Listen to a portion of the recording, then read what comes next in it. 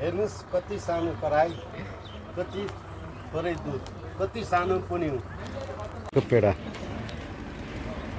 बुढो बाजेको पेडा पकाउने चाहिँ नाति भाइ।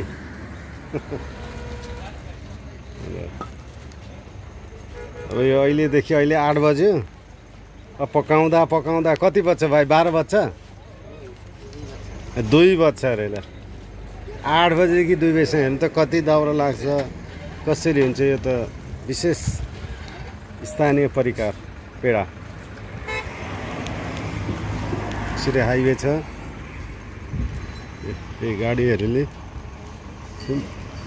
यहाँ भाइले यसो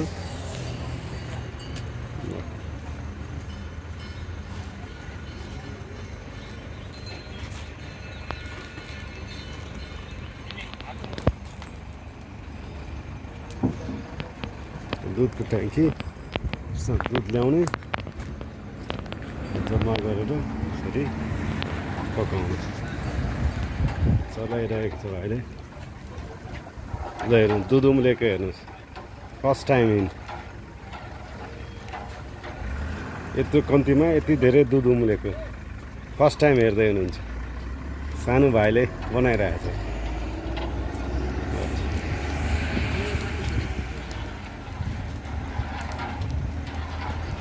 यो मिठो पेडा बनाउँदैछ भाइले हाँसी हाँसी। अब 2 बजेसम्म लगाउँछु पारेर छिटो कम्प्लिट।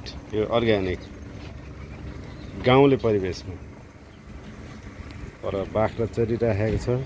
हाइवे हो,